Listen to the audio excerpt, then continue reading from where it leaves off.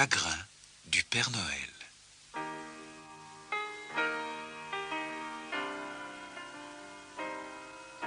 Comme chacun sait, le Père Noël vit au pôle Nord en compagnie des reines de son attelage. Une année, la veille de Noël, Marcel, l'un des rennes, fut très surpris de le voir tout d'un coup fondre en larmes. Excuse-moi, Marcel, je suis ridicule. N'y fais pas attention. C'est la fatigue, répondit gentiment Marcel. La semaine prochaine, tu pourras te reposer. Oui, tu as sûrement raison, soupira le Père Noël. Il se moucha dans un mouchoir aussi grand qu'un drap, essaya de sourire, mais se remit à sangloter de plus belle. Bouh, Marcel, je suis un vieillard stupide et égoïste. Mais si je pouvais voir, juste une fois... Voir quoi? Tu peux me le dire, je suis ton ami. Bouh, voir Noël, pardi. Je passe toute la nuit sur des toits glissants. Je dois faire des acrobaties pour ne pas faire de bruit. Et en plus, me rappeler tout ce que les enfants m'ont demandé. Oh, mes cadeaux leur font sûrement plaisir. Sinon, ils ne m'enverraient pas autant de lettres tous les ans. On dit que les gens sont heureux à Noël. Mais comment pourrais-je le savoir? Quand Noël arrive, je rentre chez moi. Je mange de la dinde avec toi et les autres reines et je m'endors. Il ne pouvait plus s'arrêter de pleurer. Marcel se réchauffait devant la cheminée et la neige qui couvrait son beau pelage commençait à fondre. Après avoir réfléchi un moment, il déclara. Eh bien, cette année, ce sera différent. Tu auras un vrai Noël. Nous irons sonner aux portes et nous passerons un petit moment dans chaque maison.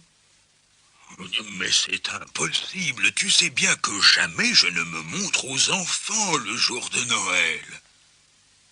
J'ai une idée. Nous allons nous déguiser. Ainsi, nous pourrons aller chez les gens sans être reconnus et nous fêterons Noël avec eux. Cette nuit-là, après la distribution des cadeaux, le Père Noël ne retourna pas chez lui. Il gara son traîneau derrière le jardin public. Tandis que les autres reines grignotaient les feuilles des arbres, Marcel et le Père Noël mirent de vieux vêtements. Au petit matin, alors que les maisons commençaient tout juste à s'animer, ils se mirent en route, déguisés en skieurs, avec un bonnet, un anorak et une paire de skis sur l'épaule. De la rue, ils pouvaient entendre les cris de joie des enfants qui découvraient leurs jouets. On dirait qu'ils sont contents, dit modestement le Père Noël. Ils frappèrent à la porte du numéro 14. Madame Guérin vint ouvrir. Derrière son dos, Marcel et le Père Noël aperçurent 6 petites filles autour du sapin. Elles venaient de trouver leur cadeau et semblaient si heureuses que le Père Noël en fut tout ému. « Bonjour, madame, » dit Marcel. « Nous passions et il nous est venu à l'idée de frapper à votre porte pour vous souhaiter un joyeux Noël. Nous pouvons entrer ?» « Je ne sais pas qui vous êtes, et puis, c'est Noël, je suis très occupé. Revenez un autre jour. » Et Madame Guérin ferma la porte. Marcel et le Père Noël étaient un peu déçus. Mais ils ne se découragèrent pas. Ils retournèrent au traîneau pour changer à nouveau de vêtements. Cette fois, ils se déguisèrent en clowns. Au numéro 32, Madame Duval leur ouvrit la porte. « Que voulez-vous? Je suis en train de préparer le déjeuner, je suis pressé. » « Nous aimerions vous offrir un petit spectacle, » dit Marcel. « Quelques tours de magie, des farces, des histoires, enfin, tout ce que 2 clowns savent faire. » C'est bien aimable, mais le jour de Noël, nous préférons rester en famille. Et Madame Duval ferma la porte. Le Père Noël avait juste eu le temps d'entrevoir 4 petits garçons qui s'amusaient comme des fous avec un train électrique. C'était le cadeau qu'il avait eu le plus de mal à faire passer par la cheminée, car le paquet était très grand. Marcel jeta un regard vers le Père Noël. Sa bouche tremblait. Et il n'était pas loin de se remettre à pleurer. Marcel l'entraîna vers le traîneau et cette fois, ils revêtirent des costumes d'anges. Ils entonnèrent un chant de Noël devant la porte du numéro 43. Madame Lebrun se pencha à la fenêtre.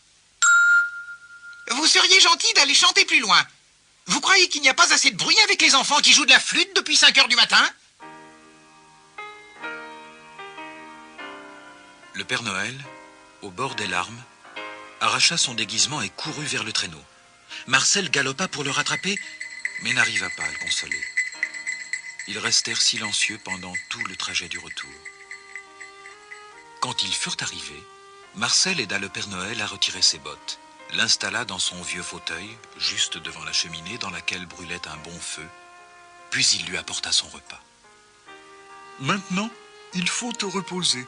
Tu n'as pas dormi depuis 2 jours, dit-il. Le Père Noël hocha tristement la tête. Il caressa le pelage de Marcel et murmura. Au moins, mes cadeaux ont fait plaisir aux enfants. Et il s'endormit. Quand il se réveilla, il voulut remettre ses bottes. Mais elles n'étaient pas à leur place habituelle. Elles étaient posées devant la cheminée. Et dans les bottes, il y avait 8 cadeaux. Des cadeaux? Dans mes bottes? S'étonna le Père Noël. Soudain, un grand cri retentit. Joyeux Noël, Père Noël! Ces 8 reines entrèrent, suivies par les 6 filles de Madame Guérin, les 4 garçons de Madame Duval et les enfants de Madame Lebrun qui jouaient de la flûte. Ils déployèrent une immense banderole si longue qu'elle allait de la fenêtre à la porte. Dessus, ils avaient écrit « Merci beaucoup ». En un rien de temps, la table se couvrit de toutes sortes de mets délicieux. Une des petites filles expliqua. « Nous avons apporté les restes du réveillon et du repas de Noël. Il y a toujours trop à manger ce jour-là. » Le Père Noël rougit jusqu'aux oreilles et bredouilla. « Mais comment, Marcel, c'est toi qui as tout manigancé ?» Je suis allé voir les enfants pendant que tu dormais, répondit Marcel. Il y a longtemps qu'ils désiraient te connaître. Oh oui, s'écrièrent tous les enfants. Nous aurions bien aimé que maman t'invite chez nous pour Noël. Eh bien, annonça le Père Noël, puisque personne ne semble fatigué, nous allons nous amuser toute la nuit. Et demain matin, avec l'aide de Marcel et des autres reines, je ramènerai tout le monde en traîneau. Les enfants applaudirent et le Père Noël commença à ouvrir ses 8 cadeaux. Il trouva une paire de chaussettes, une carte du pôle Nord, des grelots, encore une paire de chaussettes, une échelle de corde pour descendre dans les cheminées, un bonnet, une 3e paire de chaussettes et de la part de Marcel, un pull-over rouge avec un motif qui représentait des reines. Le Père Noël, fou de joie, enfila les 3 paires de chaussettes, le pull-over et enfonça le bonnet sur sa tête. Puis il se mit à danser une farandole avec les enfants. Marcel se tourna alors vers un autre reine et lui dit tout bas. Je crois que le Père Noël a oublié son chagrin.